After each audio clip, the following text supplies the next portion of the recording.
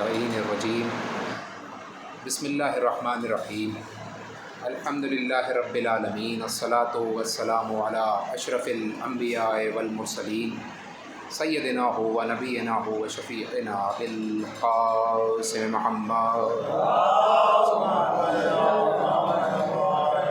وأہل بیت الطیبین الطاہرین المعصومین المظلومین المنتجبین المنتخبین ولعنۃ اللہ علی اعدائہم اجمعین من الاولین والآخرین اما بعد وقد قال اللہ سبحانہ تبارک و تعالی فی کتابہ المبین وهو اصدق الصادقین وقولہ الحق بالحق بسم اللہ الرحمن الرحیم انا ہدیناہ السبیل اما شاکرا و اما کفورا صلوات بھیجیں اس مدد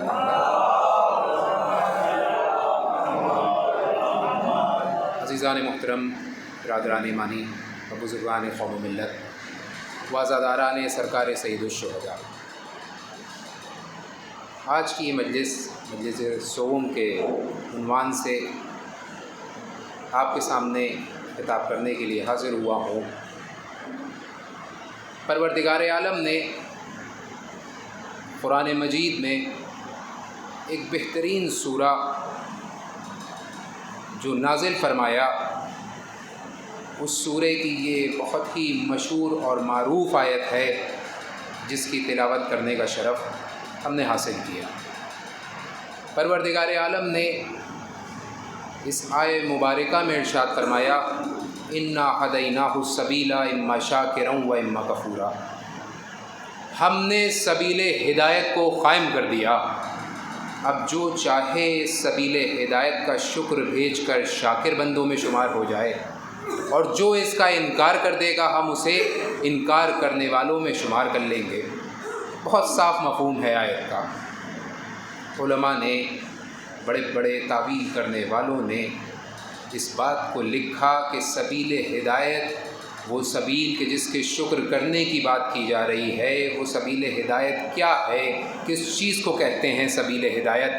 تو علماء نے لکھا، مفسرین نے لکھا، بڑے بڑے جلالی علماء، انہوں نے اپنی اپنی کتابوں میں بھی لکھا کہ یہ سبیل ہدایت کوئی اور ذات نہیں ہے بلکہ ذات امیر المؤمنین علی ابن ابی طالب صلوات سورہ دہر، اس کی یہ آیہ مبارکہ۔ عزیزان محترم، میں آپ کے سامنے کوئی خطابت کرنے کے لیے حاضر نہیں ہوا ہوں، بس چند نکات ہیں جو آپ کے سامنے بیان کرنا ہے۔ آپ سنتے رہتے ہیں نکات کو کہ خداوند عالم نے سبیل ہدایت کو قائم کر دیا، اب انسان کا کام یہ ہے کہ وہ سبیل ہدایت کا شکر ادا کرے۔ ہمارا کام اور کچھ نہیں ہے، نعوذ باللہ ہمارا کام یہ نہیں ہے کہ ہم اپنی سبیل ہدایت خود بنا لیں، یہ اختیار خدا نے ہمیں نہیں دیا ہے۔ جس طرح سے خداوند عالم نے قرآن مجید نازل کیا اور بندوں کو حکم دیا کہ اس قرآن کی اطاعت کرنا، اس کے مفہوم کو سمجھنا، اس کی تلاوت کرنا، اس میں جو بھی احکامات بتائے گئے ہیں ان پر عمل کرنا، تو انسان کا کام ہے قرآنی احکامات پر عمل کرنا۔ اس کا یہ کام نہیں ہے کہ قرآن کے مقابلے میں نعوذ باللہ کوئی اور کتاب لے آئے۔ عزیزوں اور دوستوں، جس طرح انسان قرآن کے مقابلے میں کوئی اور کتاب نہیں لا سکتا، اسی طرح سبیل ہدایت کے مقابلے میں کوئی اور سبیل نہیں سجا سکتا۔ صلوات بھیجیں عظمت محمد و آل محمد۔ عزیزوں اور دوستوں، اب ذرا آپ دیکھیں کہ خداوند عالم نے ہمیں سبیل ہدایت دی، کیا صرف سبیل ہدایت دی؟ نہیں، بلکہ لمحہ در لمحہ جتنی بھی نعمتیں ہمیں مل رہی ہیں، جتنی بھی نعمتیں خداوند عالم ہمیں عطا کر رہا ہے، ہر اس نعمت کے بدلے میں ہمیں کیا کرنا چاہیے؟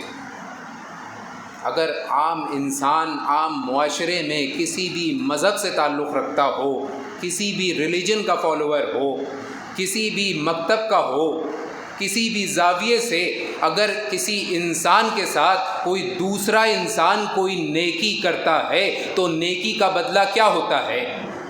نیکی کا بدلہ یہ ہے کہ آپ اس کا شکریہ ادا کریں، ہے یا نہیں ہے؟ بھائی انسانی معیار کو بھی اگر آپ دیکھ لیں گے تو انسانی معیار کے مطابق بھی یہی بات ہے، کسی دھرم کا ماننے والا ہو، کسی ریلیجن کا فالوور ہو، کسی بھی مذہب کا ماننے والا ہو، جب اس سے نیکی کی جاتی ہے تو وہ نیکی کے بدلے میں شکریہ ادا کرتا ہے۔ یہ ہے انسانی تہذیب، یہ ہے انسانی معاشرہ، کہ انسان کا معاشرہ اسے یہ سکھلاتا ہے کہ جب اس سے نیکی کی جائے تو وہ نیکی کے بدلے میں شکریہ ادا کرے۔ تو عزیزان محترم، میں نہیں سمجھ رہا ہوں کہ آپ میرے ساتھ ہیں یا نہیں ہیں، اگر ہیں تو ایک صلوات بھیجیں عظمت محمد والے۔ انسانی تہذیب ہمیں یہ سکھلاتی ہے کہ جب ہمارے ساتھ کوئی حسن سلوک کرے، کوئی نیکی انجام دے، تو ہم اس نیکی کے بدلے میں اس کا شکریہ ادا کریں۔ یہ ہے ہمارا کلچر، یہ ہے ہماری تہذیب، یہ ہے انسانیت کہ نیکی کے بدلے میں اس کا شکریہ ادا کیا جائے۔ تو عزیزان محترم، اس 2 دن کی دنیا میں اگر کوئی ہمارے ساتھ ایک چھوٹی سی نیکی کرتا ہے تو ہم اس کا شکریہ ادا کرتے ہیں، اور پروردگار عالم نے روز اول سے لے کر روز آخرت تک انسان کے ساتھ نیکی پر نیکی کی، انسان کو نہ جانے کتنی نعمتیں عطا کی کہ ان نعمتوں کو اگر انسان شمار کرنا چاہے تو اپنی پوری زندگی میں بھی ان نعمتوں کو شمار نہیں کر سکتا۔ قرآن مجید میں ارشاد ہو رہا ہے فَبِأَيِّ آلَاءِ رَبِّكُمَا تُكَذِّبَانِ، تم خدا کی کس کس نعمت کو جھٹلاؤ گے۔ عزیزان محترم، کیا بات یہیں تمام ہو گئی؟ نہیں، بات یہاں تمام نہیں ہوئی، بلکہ قرآن مجید میں دوسرے مقام پر ارشاد ہو رہا ہے لَا تَحْسَبَنَّ الَّذِينَ قُتِلُوا فِي سَبِيلِ اللَّهِ أَمْوَاتًا بَلْ أَحْيَاءٌ عِندَ رَبِّهِمْ يُرْزَقُونَ۔ خداوند عالم نعمتیں دیتا ہے۔ میں آپ کے سامنے عرض کر رہا ہوں کہ خداوند عالم اپنی عظیم نعمات بندوں کے حوالے کر رہا ہے۔ خدا نے کتنی نعمتیں اپنے بندوں کو عطا کی، ہم اس کا حساب نہیں لگا سکتے ہیں۔ یہ جو بار بار آپ سانس لے رہے ہیں، یہ سانس آپ کے پھیپھڑوں تک جا رہی ہے، آپ کو سکون بخش رہی ہے، آپ کو اس نعمت کا ذرا سا بھی اندازہ نہیں ہے، مگر ہاں ایک سیکنڈ کے لیے یہ سانس آپ کے پھیپھڑوں تک جانا رک جائے تو آپ کو احساس ہوگا کہ یہ نعمت کتنی بزرگ نعمت ہے۔ میں آپ سے کیا عرض کر رہا ہوں، آپ یہاں بیٹھے ہوئے ہیں، خدا آپ کو سلامت رکھے، خدا آپ کو حیات طیبہ عطا فرمائے۔ آپ نگاہوں سے مجھے دیکھ رہے ہیں، میں ان نگاہوں سے آپ کا مشاہدہ کر رہا ہوں۔ اگر خدا نہ خواستہ یہ نور ایک سیکنڈ کے لیے سلب ہو جائے تو ہمیں احساس ہوگا کہ خدا کی یہ کتنی بڑی نعمت ہے کہ جو خدا نے ہمیں عطا کی ہے۔ بھئی مسئلہ یہی ہے کہ انسان کو جو خدا نے نعمتیں عطا کی ہیں، ان نعمتوں کو رکھنے کے باوجود، استعمال کرنے کے باوجود انسان کو احساس نہیں ہوتا کہ اسے کیا عطا ہوا ہے۔ میں ایک مثال دوں، کوئی شخص تھا، وہ بیمار ہوا، بیمار ہونے کے بعد ڈاکٹر کے پاس گیا، ڈاکٹر نے اسے انالائز کیا، اس کا چیک اپ ہوا، مختلف قسم کی رپورٹیں لا کر رکھی گئیں۔ ڈاکٹر نے دیکھا، دوسرے ڈاکٹروں سے مشورہ لیا، مشورہ لینے کے بعد کہا صاحب آپ کا ہارٹ کام نہیں کر رہا ہے، اس میں بلاکیج آ گئے ہیں۔ اب ذرا دیکھیے، یہ احتیاط کیجئے گا کہ چکنا مت کھائیے گا، بہت بھاری چیزیں مت کھائیے گا، ریڈ میٹ کا استعمال نہ کیجیے گا۔ مختلف قسم کی ڈاکٹر نے آپ کو تجویزیں دینا شروع کی، اور آپ سے کیا کیا کہ دیکھیے یہ دوا لے لیجئے گا، بڑی مہنگی دوا ہے لیکن یہ کھانا بہت ضروری ہے، اگر آپ نے یہ نہیں کھائی تو ایک وقت ایسا آئے گا کہ آپ کا دل کام کر دینا بند کر دے گا۔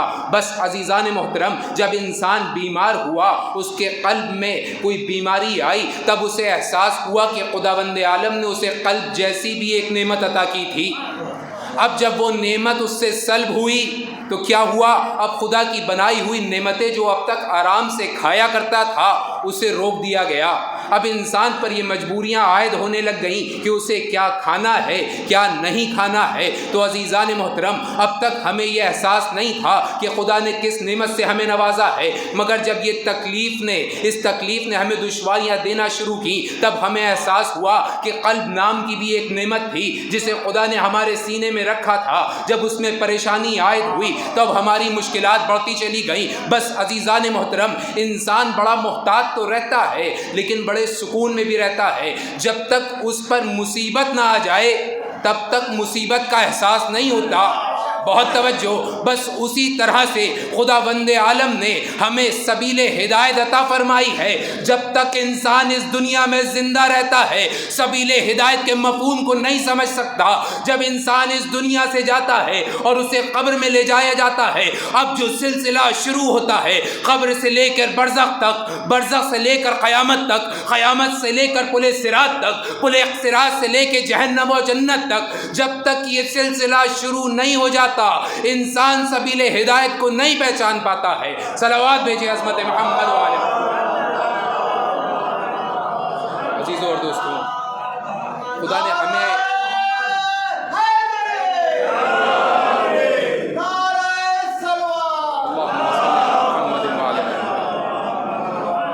ایک بلند تر صلوات بھیجیں عظمت محمد و آل محمد۔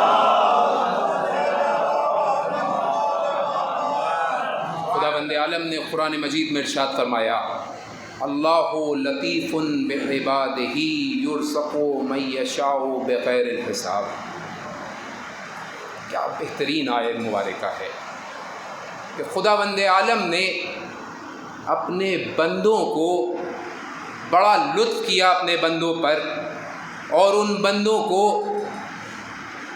کھانے پینے کی اشیاء فراہم فرمائی، ان کو رزق دیا۔ آیت کا مفہوم بھی بیان کر رہا ہوں، ترجمہ بھی ساتھ میں بیان کر رہا ہوں جو مفسرین نے لکھا ہے کہ خداوند عالم نے اپنے بندوں پر بڑا لطف کیا کہ اس نے اپنے بندوں کو رزق عطا کیا، اور صرف رزق عطا نہیں کیا بلکہ بغیر حساب بے حساب رزق عطا کیا۔ عزیزوں اور دوستوں، بے حساب رزق کس نے عطا کیا؟ پروردگار عالم نے عطا کیا۔ کس کو عطا کیا؟ انسان کو عطا کیا۔ تو اب انسان کا تقاضا کیا ہے؟ انسانیت کیا شے ہے؟ میں آپ سے عرض کر چکا، جب ہم سے کوئی چھوٹی سی نیکی بھی کرے تو ہمیں اس کا شکریہ ادا کرنا ہے، اور جو پروردگار ہمیں بے حساب رزق دے رہا ہے تو اس کے بدلے ہمیں کیا کرنا چاہیے؟ انسانی تقاضا تو یہی ہے، کسی بھی دھرم کا ماننے والا ہو، کسی بھی مذہب کا ماننے والا ہو، اگر وہ انسانیت اپنے انسانی بدن میں محسوس کرتا ہے تو اسے یہ چاہیے ہے کہ وہ پروردگار عالم کا شکر ادا کرے۔ عزیزان محترم، اور شکر کس طرح ادا کرے؟ شکر کس طرح ادا کیا جائے گا؟ یہ بڑا اہم موضوع ہے۔ یہ جو زندگی ہمیں ملی ہے، اس زندگی میں اگر ہمیں خداوند عالم کی نہ جانے کتنی قسم کی نعمتیں فراہم ہو رہی ہیں تو ان نعمتوں کے بدلے میں شکر ادا کرنا ہے، شکر ادا کرنا ہے۔ بہرحال ہر صورت میں آپ کو شکر ادا کرنا ہے۔ مولا متقیان غالب کل غالب علی ابن ابی طالب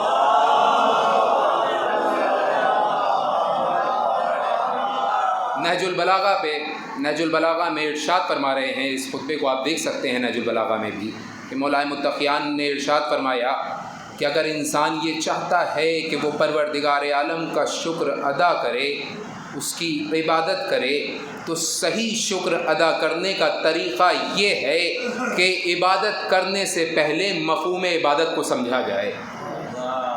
عزیزان محترم، جب تک ہم پروردگار عالم کے صفات پر نگاہ رکھ کر اس کی عبادت کو انجام نہ دیں تو عبادت کارآمد نہیں ہو سکتی ہے۔ بہت توجہ، جب تک خداوند عالم کی عبادت کرنے سے پہلے ہمیں عبادت کے مفہوم کی خبر نہ ہو، اس وقت تک عبادت نفع نہیں دے سکتی ہے۔ میں اکثر کہا کرتا ہوں کہ دیکھیے، اگر عبادت کرنی ہے تو عبادت سے پہلے معرفت خدا حاصل کرنی ہوگی، اور معرفت سے پہلے بھی ایک شے ہے، وہ ہے حصول علم۔ جب تک آپ حصول علم نہیں کریں گے تب تک معرفت حاصل نہیں ہو سکتی۔ کیونکہ جیسا علم ہوگا ویسی معرفت ہوگی، جیسی معرفت ہوگی ویسی عقیدت ہوگی، جیسی عقیدت ہوگی ویسی اطاعت ہوگی، جیسی اطاعت ہوگی ویسا احترام ہوگا، جیسا احترام ہوگا ویسی شخصیت ہوگی، اور جیسی شخصیت ہوگی اس کے پاس ویسا ہی علم ہوگا۔ ایک جملہ آپ کی سماعتوں کے حوالے کر رہا ہوں، جیسی شخصیت ہوگی اس کے پاس ویسا ہی علم ہوگا۔ وہ اپنی بچیوں سے مسئلے پوچھے گا نہیں بلکہ مسئلے بتائے گا۔ وہ سر ممبر آ کر یہ کہتا ہوا نظر آئے گا، سلونی سلونی قبل ان تفقدونی، جو کچھ پوچھنا چاہتے ہو پوچھ لو۔ صلوات بھیجیں حضرت محمد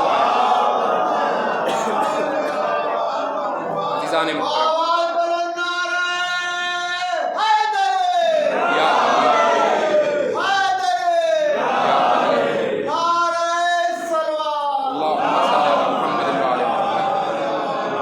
جس کے پاس علم ہوگا وہ مسئلے نہیں پوچھے گا بلکہ سر ممبر آ کر یہ فرمائیں گے، جو کچھ پوچھنا چاہتے ہو پوچھ لو، اس سے قبل کی مجھے فراموش کر دو۔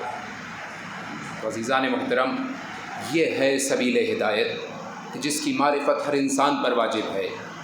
اگر سبیل ہدایت سے ناواقفی ہو، کتنی بھی انسان عبادت کر لے، وہ عبادت اس کے لیے فائدہ مند نہیں ہو سکتی ہے۔ یہ میں نہیں کہہ رہا ہوں بلکہ روایات میں ہے کہ امام محمد باقر علیہ الصلوۃ والسلام، آپ کے صحابی نے آپ سے دریافت کیا کہ مولا ہمیں بتلائیے کہ دین اسلام کے ستون کیا ہیں۔ مولا نے ارشاد فرمایا، دین اسلام کے 4 ستون ہیں، اول نماز، دوسرے روزہ، تیسرے حج اور چوتھے زکوٰۃ۔ یہ وہ ستون ہیں کہ جس پر اسلام نام کی عمارت بلند ہوتی ہے۔ بہت توجہ عزیزان محترم، دین اسلام کی عمارت جن ستونوں پر بلند ہوتی ہے وہ یہ 4 ستون ہیں، نماز، روزہ، حج اور زکوٰۃ۔ میرے مولا ارشاد فرماتے ہیں، میری جان فدا ہو جائے میرے مولا پر، کہ وہ ارشاد فرماتے ہیں کہ یہ 4 ستون جس ستون پر بلند ہوتے ہیں وہ ستون ذات علی ابن ابی طالب ہے۔ صلوات بھیجیں عظمت محمد والے۔ عزیزوں اور دوستوں، جب تک ولایت امیر المومنین کا اقرار نہیں کر لیا جائے گا تب تک یہ عبادتیں فائدہ نہیں دے سکتی ہیں۔ ان فائدہ دینے والی عبادتوں کا فائدہ ہی ولایت امیر المومنین سے حاصل ہو سکتا ہے۔ عزیزوں اور دوستوں، یہی وجہ ہے کہ کائنات کا ذرہ ذرہ در امیر المومنین پر آیا۔ اگر علم حاصل کرنا ہے تو اس دروازے پر آؤ، شعور حاصل کرنا ہے تو اس دروازے پر آؤ، سجدوں کی لذت کا اقرار کرنا ہے تو اس دروازے پر آؤ، عزیزان محترم عبادت کے سلیقے سیکھنا ہے تو اس دروازے پر آؤ۔ کیوں؟ کیونکہ توریت اس دروازے سے ہے، زبور اس دروازے سے ہے، انجیل اس دروازے سے ہے، قرآن اس دروازے سے ہے، تاویل قرآن اس دروازے سے ہے، تنزیل قرآن اس دروازے سے ہے، سجدوں کا مفہوم اس دروازے سے ہے، عبادت کی معراج اس دروازے سے ہے، نماز اس دروازے سے ہے، روزہ اس دروازے سے ہے، حج اس دروازے سے ہے، قیامت اس دروازے سے ہے، جنت اس دروازے سے ہے، خانہ خدا اس دروازے سے ہے۔ عزیزان محترم، اگر حصول علم کرنا ہے تو اس دروازے پر آنا پڑے گا، کیونکہ تاویل قرآن اس دروازے سے ہے، تنزیل قرآن اس دروازے سے ہے، نزول قرآن اس دروازے سے ہے، تفسیر قرآن اس دروازے سے ہے، کائنات کے تمام صفات اس دروازے سے ہیں، انسانیت کا پیمانہ اس دروازے سے ہے، شرافت کی معراج اس دروازے سے ہے، انسانیت کا پیغام اس دروازے سے ہے، شجاعت اس دروازے سے ہے، نفس کی پاکیزگی اس دروازے سے ہے، عبادت کی معراج اس دروازے سے ہے۔ عزیزان محترم، کائنات کے جتنے بھی کمالات ہیں وہ اس دروازے سے ہے، تو پھر تسلیم کرنا پڑے گا کہ اشہد ان لا الہ الا اللہ اس دروازے سے ہے، اشہد ان محمد رسول اللہ اس دروازے سے ہے، تو پھر شرافت ایمانی کا تقاضا بھی یہ ہے کہ اشہد ان علی ولی اللہ بھی اسی دروازے سے ہے۔ صلوات بھیجئے عظمت محمد والے۔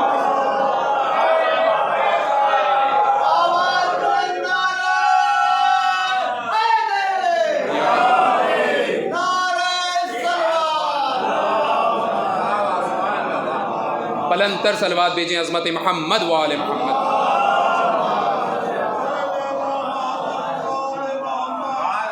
آئیے اس دروازے پر آئیے۔ ہم یہ نہیں کہتے کہ علی صرف ہمارے ہیں، نہیں، علی تو کائنات کے ذرے ذرے کے لیے ہے۔ جو بھی علی سے منسلک ہونا چاہے وہ منسلک ہو سکتا ہے، کسی کو کسی نے روکا نہیں ہے۔ اور کوئی روکنے کا اختیار بھی نہیں رکھتا۔ یہ ذات امیر المومنین ہے کہ اس در پر جو بھی آیا، بلکہ یوں کہوں کہ انسان جتنا اس در پر جھک کر آیا، خداوند عالم نے اسے اتنی ہی بلندی عطا کی۔ جو جتنا سر اٹھا کر آیا، خداوند عالم نے اسے اتنی ہی ذلت عطا کی۔ صلوات بھیجیں عظمت محمد والے محمد۔ تاریخ گواہ ہے، میں نہیں کہہ رہا ہوں۔ اس در پر فرشتے علم لینے کے لیے آئے، صاحبان اقتدار علم لینے کے لیے آئے، اہل زر آئیں یا نہ آئیں، ابو ذر علم لینے کے لیے آئے۔ میں کیا عرض کر رہا ہوں، مسلمان آئیں یا نہ آئیں، سلمان علم لینے کے لیے آئے، صاحبان اقتدار آئیں یا نہ آئیں، سید الملائکہ علم لینے کے لیے آئے۔ روایت گواہ ہے کہ بزم پیغمبر سجی ہوئی ہے، جبرائیل امین، صادق الامین، فرشتوں کے سردار سید الملائکہ تشریف فرما ہیں، جبرائیل امین تشریف فرما ہیں۔ رسول سے راز و نیاز کی باتیں ہو رہی ہیں، وحی و الہام کا سلسلہ جاری ہے۔ بہت توجہ، وحی و الہام کا سلسلہ جاری ہے کہ اسی مقام پر تاریخ نے لکھا کہ ذات امیر المؤمنین علی ابن ابی طالب، صلوات بھیجیں امیر المؤمنین بزم رسالت میں آئے۔ جیسے ہی میرے مولا تشریف لائے، تاریخ کے نکات ہیں جو آپ کے سامنے بیان کر رہا ہوں، میرے الفاظ نہیں ہیں۔ ایک مرتبہ جیسے ہی مولا امیر المومنین بزم رسول میں آئے، جبرائیل اپنی جگہ سے کھڑے ہوئے۔ علی جتنی دیر خانہ رسالت میں رہے، بزم رسالت میں رہے، اتنی دیر جبرائیل خاموش کھڑے رہے۔ جو حق سے بتلاؤ مسلمانوں، کہ جبرائیل اپنے کوئی ذاتی مفہوم پر بات کرنے آئے تھے، اپنے ذاتی مفہوم لے کر آئے تھے، اپنی ذاتی باتیں کرنے آئے تھے رسول سے؟ نہیں، بلکہ قرآن مجید کی آیہ مبارکہ لے کر آ رہے تھے۔ یہی تو ہے، جبرائیل کا کام کیا تھا؟ آیہ مبارکہ لے کر سرکار رسالت تک پہنچانا۔ اور مسلمانوں کا قانون یہ ہے، میں آپ کے سامنے بہت سامنے کی بات عرض کر رہا ہوں، اسلامی معاشرے کا ایک قانون ہے کہ اگر ہم کتاب خدا لے کر زمین پر بیٹھ جائیں اور تلاوت قرآن شروع کر دیں، اب دنیا کا بڑے سے بڑا انسان بھی اگر اس وقت آپ کے سامنے آ جائے گا، چاہے وہ بادشاہ ہو یا علماء میں سے کتنی ہی عظیم ہستی کیوں نہ ہو، قانون قرآن یہ ہے کہ آپ اپنی جگہ سے بلند نہیں ہو سکتے۔ میں کیا عرض کر رہا ہوں، آپ اپنی جگہ بیٹھے رہیں گے اور قرآن کی تلاوت میں مصروف رہیں گے۔ اگر آپ کو جواب دینا ہے تو قرآن کو بند کریں گے اور پھر آپ اس کی بات کا جواب دیں گے۔ یہ کیا ہے؟ یہ ہے مفہوم قرآن، یہ ہے مفہوم قرآن جو آپ کے سامنے عرض کر رہا ہوں کہ اگر آپ کے پاس کتاب خدا ہے اور آپ تلاوت قرآن مجید کر رہے ہیں، دنیا کی بڑی سی بڑی ہستی بھی اس وقت اگر آپ کے پاس آ جائے تو آپ اپنی جگہ سے بلند نہیں ہو سکتے۔ تو عزیزان محترم، مسلمان کے لیے تو یہ قانون ہے کہ اگر اس کے سامنے کوئی عظیم ہستی بھی آ جائے تو وہ کتاب خدا کو چھوڑ کر بلند نہیں ہو سکتا، اور جو قرآن مجید کو لے کر سرکار رسالت کی بزم میں موجود ہو، وہ آیہ مبارکہ کی تلاوت کر رہا ہو اور اسی درمیان مولائے متقیان آ جائیں تو وہ آیہ مبارکہ کی تلاوت کو روک دیتا ہے، وہ سید الملائکہ خاموش ہو جاتا ہے اور اپنی جگہ سے بلند ہوتا ہوا نظر آتا ہے۔ صلوات بھیجیں عظمت محمد والے عزیزوں اور دوستوں، بلند ہوئے۔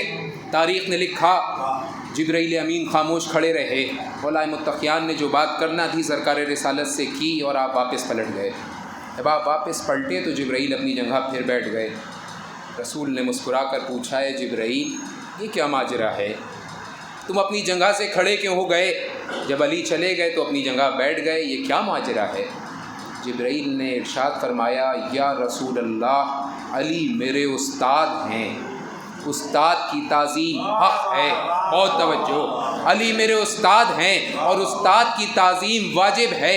رسول نے ہمارے آپ کے لیے پوچھا، وہ تو سب جانتے تھے، انہوں نے پوچھا کہ یہ بتلاؤ علی تمہارے استاد کیسے ہو گئے؟ کہا، یا رسول اللہ، جب پروردگار عالم نے مجھے عرش پر خلق کیا تو اس وقت جیسے ہی میری خلقت ہوئی تو مجھ سے سوال ہوا کہ اے جبرائیل بتا تو کون ہے اور میں کون ہوں؟ تو مجھے کچھ سمجھ نہیں آیا کہ میں کیا جواب دوں۔ میں نے انہی پاک ہستی کے نور نور کو دیکھا، علی ابن ابی طالب کے نور کو دیکھا کہ جو یہ کہتے ہوئے نظر آئے کہ اے جبرائیل کہتا کیوں نہیں کہ میں عبد ذلیل ہوں، میرا نام جبرائیل ہے، تو رب جلیل ہے، تیرا نام بھی جلیل ہے۔ صلوات بھیجیں عظمت محمد والے۔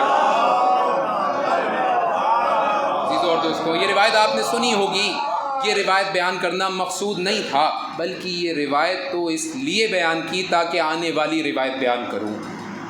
جبرائیل نے کہا علی میرے استاد کی تعظیم واجب ہے۔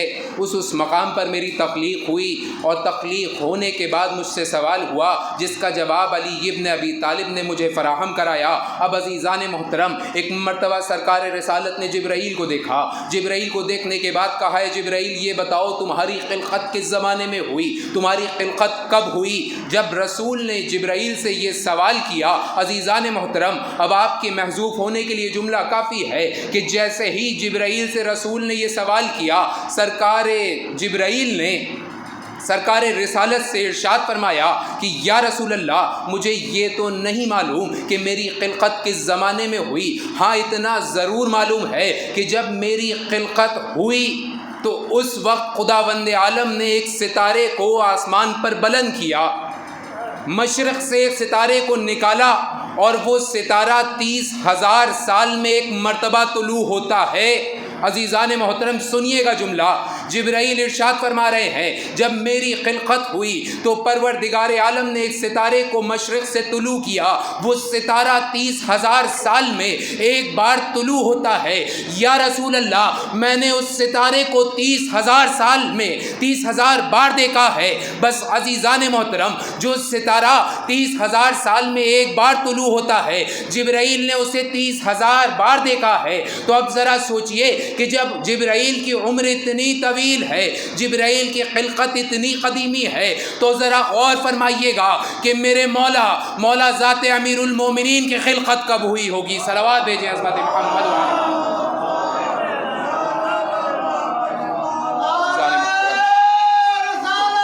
یا رسول اللہ۔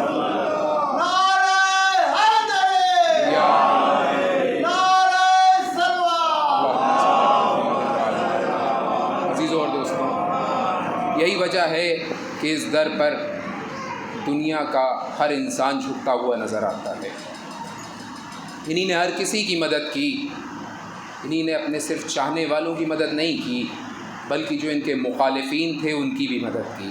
تاریخ گواہ ہے، میں آپ کی تاریخ سے بیان نہیں کر رہا ہوں بلکہ امت مسلمہ کی تاریخ سے بیان کر رہا ہوں۔ انہی نے ہر کسی کی مدد کی۔ خلیفہ اول کا دربار ہے، ایک شخص آیا، آنے کے بعد اس نے سوال کیا کہ ہمیں یہ بتلائیے کہ ہم نے حالت احرام میں شتر مرغ کے چند انڈے کھا لیے ہیں، بتلائیے ہمیں کیا دیت دینی ہوگی۔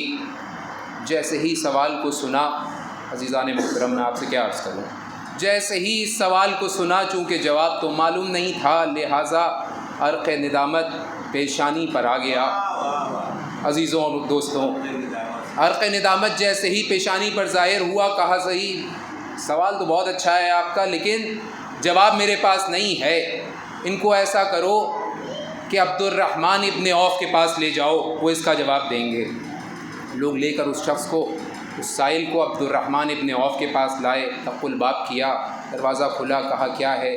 کہا یہ سوال ہے کہ اس نے حالت احرام میں شتر مرغ کے چند انڈے کھا لیے، اب کیا دیت ہوگی؟ وہ بھی خاموش، کیا جواب دیں گے؟ کہا بھئی ہمارے پاس تو اس کا جواب نہیں ہے۔ کہا تب کیا ہوگا؟ اسی بزم میں علی کا ایک چاہنے والا بھی موجود تھا۔ کہا یہاں جواب نہیں ملے گا، آؤ میرے ساتھ چلو، اس در پر چلو کہ جسے خداوند عالم نے مشکل کشائی کا در قرار دیا ہے، جو علم کے شہر کا دروازہ ہے اس کے در پر چلو۔ تاریخ نے لکھا، عزیزان محترم پہچانیے کہ ہدایت کی سبیل کیا ہے۔ وہ لوگ اس شخص کو لے کر مولائے متقیان کے دروازے پر آئے، دروازہ کھلا، علی دروازے سے برآمد ہوئے، کہا کیا مسئلہ ہے؟ کہا اپنا مسئلہ بیان کرو۔ مسئلہ اس نے بیان کیا کہ میں نے شتر مرغ کے چند انڈے حالت احرام میں کھا لیے ہیں، اب میں کیا دیت دوں؟ علی مسکرائے، اللہ اکبر، جملہ سنیے، علی مسکرا کر کہا اس کا جواب مجھ سے پوچھتے ہو؟ میرے ننھے جو بچے سامنے سے آ رہے ہیں حسنین جو تشریف لا رہے ہیں رسول کے کم سن نواسے ہیں، جاؤ ان سے جا کے دریافت کر لو۔ اللہ اکبر۔ تاریخ نے لکھا کہ وہ شخص آگے بڑھا، امام حسن کے پاس پہنچا۔ امام حسن کی کمسنی ہے، اس نے اپنے مسئلے کو امام حسن سے بیان کیا۔ امام حسن نے مسکرا کر فرمایا کہ تو نے جتنے انڈے حالت حرام میں بھون کر کھائے تھے، اس کا جواب یہ ہے کہ اتنی ہی موٹی تازی اونٹنیاں لے لے، اور جب ان کے شکم میں بچہ آ جائے تو جب حمل وضع ہو جائے اور جو بچے تجھے اس سے مطلوب ہو جائیں، مل جائیں، ان بچوں کو لے کر راہ خدا میں خانہ خدا پر ایثار کر دے، تیرے مسئلے کا حل ہو جائے گا۔ چونکہ تو نے حالت احرام میں شتر مرغ کے انڈے کھائے تھے تو اس کی دیت یہی بنے گی کہ شتر مرغ کے انڈے کھائے تھے، تو لہٰذا اب تجھے یہ امر انجام دینا ہے۔ مولا متقیان نے بھی سنا، جواب پہنچ گیا۔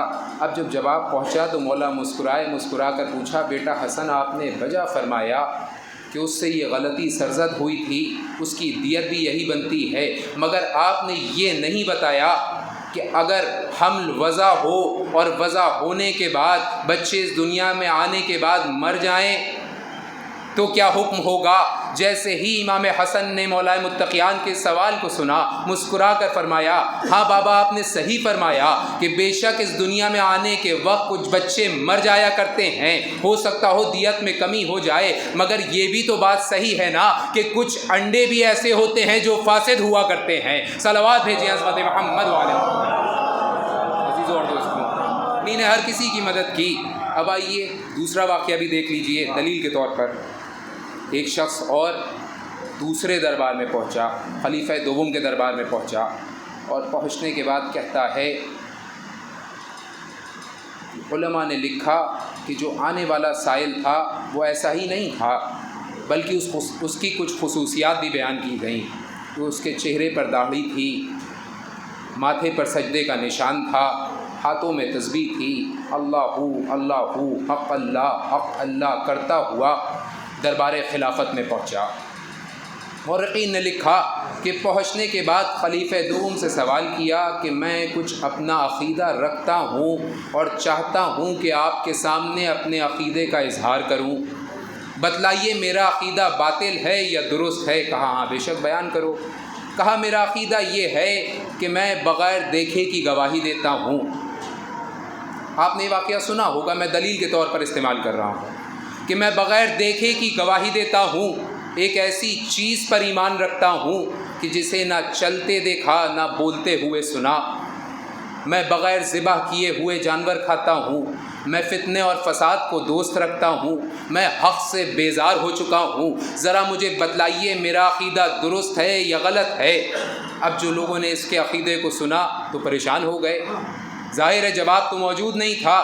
کہا یہ کافر ہو گیا ہے، یہ مشرک ہو گیا ہے، فتویٰ لگا دیا گیا کہ یہ کافر ہے۔ یہ بڑی پرانی عادت ہے کہ جب کوئی بات سمجھ میں نہیں آتی ہے تو کفر اور شرک کے فتوے صادر ہو جایا کرتے ہیں۔ صلوات بھیجیں عظمت محمد والے۔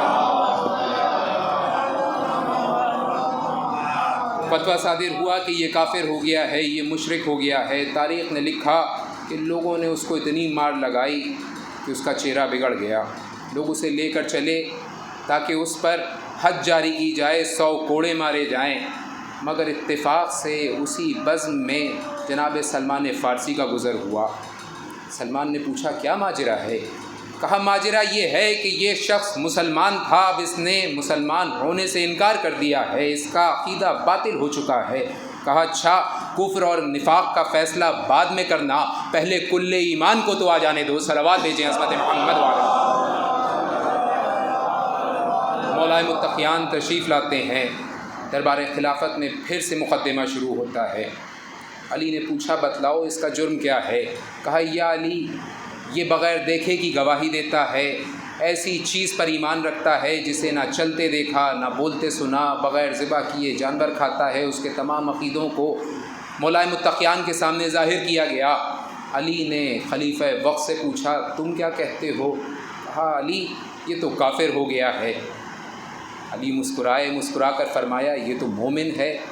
عزیزان محترم غور نہیں فرمایا آپ نے، حکومت وقت نے جسے کافر کہا امامت حق نے اسے مومن کہا یہ تو مومن ہے. کہا علی یہ بتلائیے کہ یہ مومن کیسے ہو گیا؟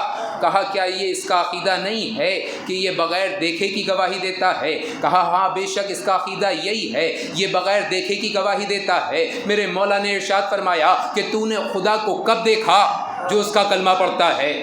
عزیزان محترم توجہ چاہتا ہوں کہ میرے مولا نے ارشاد فرمایا کہ تو نے خدا کو کب دیکھا ہے جو اس کا کلمہ پڑھتا ہے؟ کہا یا علی یہ ایک ایسی چیز پر ایمان رکھتا ہے کہ جسے نہ چلتے دیکھا نہ بولتے ہوئے سنا. کہا کیا تو نے قرآن مجید پر ایمان نہیں رکھا، یا تو نے قرآن مجید کو کب چلتے اور بولتے ہوئے سن لیا؟ صلوات بھیجیے عظمت محمد والے محمد. کہا یا علی یہ بغیر ذبح کیے ہوئے جانور کھاتا ہے. کہا کیا تو نے کبھی دریا سے مچھلی نہیں کھائی؟ کہا یا علی یہ فتنے اور فساد کو دوست رکھتا ہے.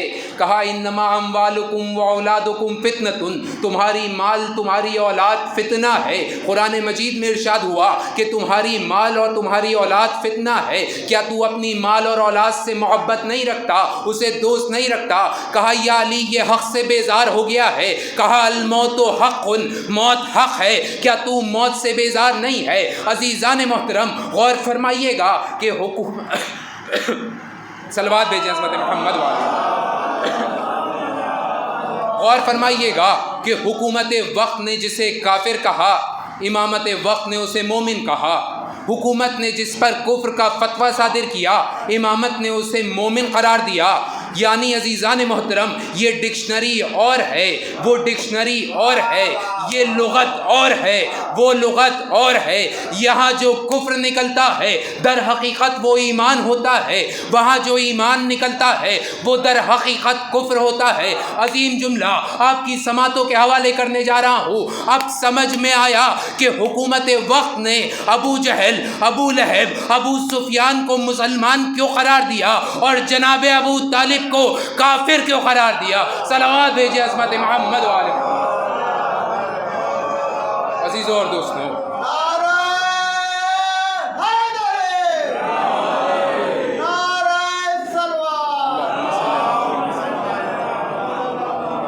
یہ لغتیں ہی الگ الگ ہیں، یہ ڈکشنریاں ہی الگ الگ ہیں. وہاں جو کفر نکلتا ہے وہ حقیقت میں ایمان ہوتا ہے، اور جو ایمان نکلتا ہے وہ کفر ہوتا ہے. بڑی منزلت ہے عزیزوں اور دوستوں. مگر ذرا غور فرمائیے گا کہ یوں تو علی کے فضائل کو کتابوں سے الگ کیا ہی گیا، دوسروں کے لیے روایتیں منسوب کی گئیں، کتنی کتابوں کو جلا دیا گیا، کتنی تاریخوں کو مٹا دیا گیا کہ کہیں بھولے سے علی ابن ابی طالب کے فضائل لوگوں تک نہ آ جائیں. مگر عزیزوں حق بھی وہی ہوتا ہے جو باطل قلموں سے نکلتا ہے، حق بھی وہی ہے جو باطل کی زبان سے پھوٹتا ہے. عزیزوں اور دوستوں، اتنے امکانات کرنے کے باوجود، اتنی محنتیں کرنے کے باوجود، اتنی کاوشیں انجام دینے کے باوجود میرے مولا کے فضائل ہر جگہ سر فہرست نظر آ رہے ہیں. تو اب اس کا کیا جواب لایا جائے؟ لوگوں نے کہا کہ بھائی ایسا کرو کہ علی کے جو یہ واقعات 25 سال کے دور میں بعد رسول نظر آ رہے ہیں، تو ان میں ایک کام یہ کرو کہ یہ کہنا شروع کر دو، یہ پروپوگنڈا شروع کر دو کہ علی کے تعلقات تو سب سے اچھے تھے. بہت توجہ، ایک عظیم بات پیش کر رہا ہوں آپ کے سامنے. لوگوں نے یہ بہتان لگایا کہ علی کے تعلقات سب سے اچھے تھے، علی کے تعلقات سب سے بہتر تھے، علی کی کسی سے بگڑی نہیں تھی، علی کا حق کسی نے کھایا نہیں تھا، اسی لیے علی کے تعلقات سب سے اچھے تھے، علی نے کسی سے بھی اپنے تعلقات کو خراب نہیں کیا تھا. یہ دلیل بنائی جاتی ہے اس بات کی کہ علی ابن ابی طالب کا حق غصب نہیں ہوا. عزیزوں اور دوستوں، اگر لوگ یہ کہتے ہیں کہ اگر علی کے تعلقات خراب تھے تو پھر علی دربار میں جا کر لوگوں کی مدد کیوں کر رہے تھے؟ بھئی مسئلہ ان کا تھا، ان کو لپٹنے دیتے، علی کو مدد کرنے کی کیا ضرورت تھی؟ عزیزان محترم، لوگوں نے یہ کہنا شروع کیا کہ علی سب سے راضی تھے، علی سب سے خوش تھے، علی سب سے راضی تھے. تو بھائی دیکھیے مسئلہ یہ ہے کہ علی سب سے راضی تھے یا نہیں تھے، یہ تو بات کی بات ہے. ایک دلیل آپ کو قرآن مجید سے دیتا ہوں. جس آیت سے ابھی میں نے شروعات کی تھی کلام کی، اللہ لطیف بعبادہ یرزق من یشاء بغیر الحساب، یہ آیت مبارکہ میں دوبارہ استعمال کر رہا ہوں اپنی اس تقریر میں کہ پروردگار عالم اپنے بندوں پر مہربان ہے، وہ اپنے بندوں کو رزق دیتا ہے، بے حساب رزق دیتا ہے۔ بہت توجہ، وہ اپنے بندوں کو رزق دیتا ہے، بے حساب رزق دیتا ہے۔ اب مجھے حق سے بتلاؤ کہ اللہ رزق صرف اپنے چاہنے والے بندوں کو دیتا ہے؟ کیا صرف مسلمانوں کو دیتا ہے؟ کیا صرف مومنوں کو دیتا ہے؟ کیا صرف حجاز کی سرزمین پر رہنے والوں کو دیتا ہے؟ نہیں، بلکہ خدا اپنے ماننے والوں کو بھی رزق دیتا ہے اور اس کا انکار کرنے والوں کو بھی رزق دیتا ہے۔ عزیزان محترم، کچھ دیر میرے ساتھ رہیے گا۔ اللہ رزق دیتا ہے، سب کو دیتا ہے، برابر سے دیتا ہے، اپنے ماننے والوں کو بھی دیتا ہے اور اپنی مخالفت کرنے والوں کو بھی دیتا ہے۔ موسیٰ کو بھی رزق دے رہا تھا، فرعون کو بھی دے رہا تھا، شداد کو بھی دے رہا تھا اور انبیاء کو بھی دے رہا تھا۔ عزیزان محترم، خدا ہر کسی کو رزق دے رہا تھا، اپنے چاہنے والے بندوں کو بھی دے رہا ہے اور اپنی مخالفت کرنے والوں کو بھی دے رہا ہے، یورپینز کو بھی دے رہا ہے، عرب ممالک میں رہنے والوں کو بھی دے رہا ہے۔ خدا بند عالم رزق ہندوستانیوں کو بھی دے رہا ہے، پاکستان میں رہنے والوں کو بھی دے رہا ہے۔ خدا رزق ہر قسم کے انسانوں کو دے رہا ہے، رنگ و نجات دیکھ کر رزق نہیں دے رہا ہے، بلکہ خدا اپنے چاہنے والوں کو بھی رزق دے رہا ہے، اپنی مخالفت کرنے والوں کو بھی دے رہا ہے۔ بس عزیزان محترم، جواب اسی کے اندر چھپا ہوا ہے کہ خدا بند عالم کا اپنی اس قوم کو رزق دینا، انسانوں کو رزق دینا، تمام مخلوقات کو رزق دینا خدا کے رازق ہونے کی دلیل ہے یا خدا کے راضی ہونے کی دلیل ہے؟ بہت توجہ، خدا کا یہ رزق دینا خدا کے رازق ہونے کی دلیل ہے یا خدا کے راضی ہونے کی دلیل ہے؟ بات بہت صاف ہے، خدا رازق ہے، وہ سب کو رزق دیتا ہے، مگر خدا سب سے راضی نہیں ہو سکتا۔ بہت توجہ، خدا اگر سب سے راضی ہوتا تو صرف جنت ہی جنت ہوتی، جہنم کا کوئی کانسیپٹ ہی نہ ہوتا۔ تو عزیزان محترم، خدا سب سے راضی تو نہیں ہے، مگر خدا سب کے لیے رازق ضرور ہے۔ بس اسی طرح میرا مولا امیر المومنین علی ابن ابی طالب جو ہر کسی کی مدد کرتے ہوئے نظر آ رہے ہیں، یہ علی کے راضی ہونے کی دلیل نہیں ہے، بلکہ علی کے مشکل کشا ہونے کی دلیل ہے۔ صلوات بھیجیے حضرت محمد علیہ۔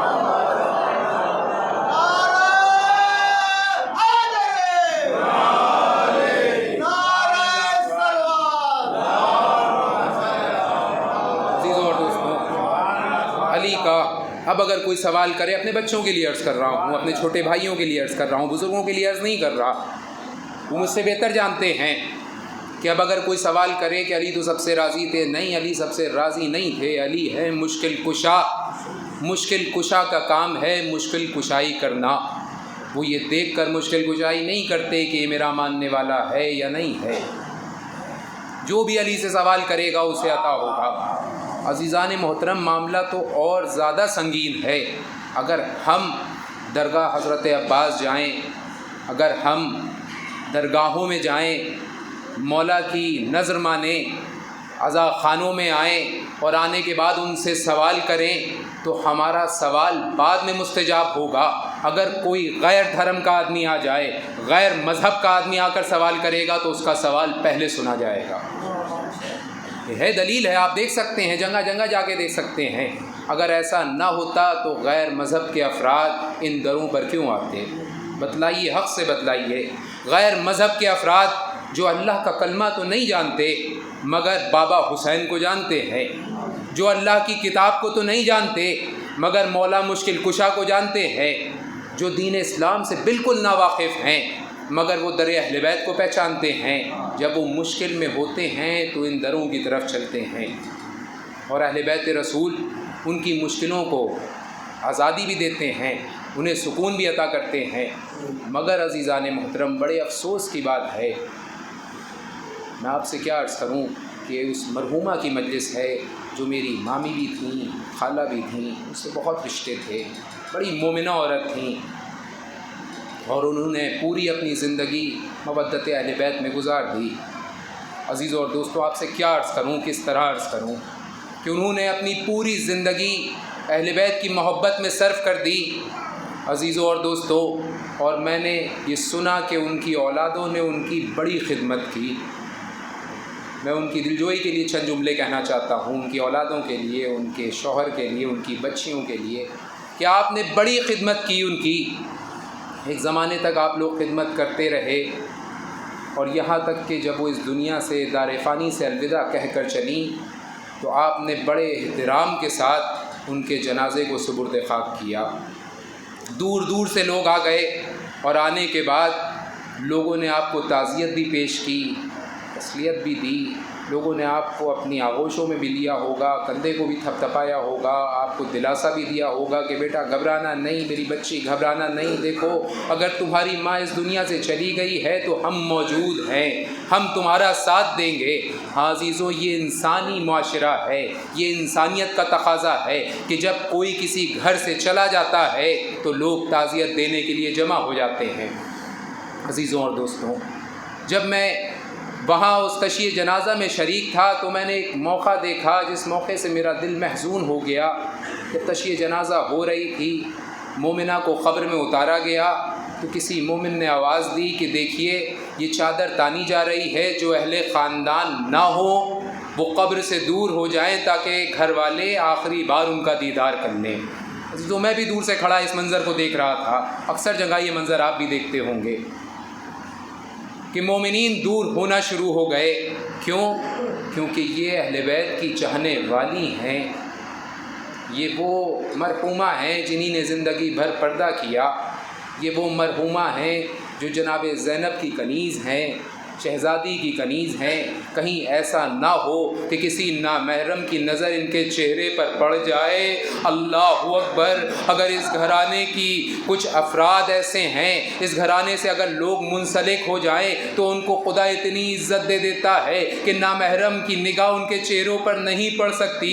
حاذا عزیزان محترم، عزاداران سرکار سید الشہداء، ذرا کربلا کے میدان میں آئیے کہ ادھر حسین اس دنیا سے رخصت ہوئے، ادھر بیویوں کے سروں سے چادروں کو چھین لیا گیا، ارے شام اور کوفہ کے بازاروں میں پھرایا جانے لگ گیا۔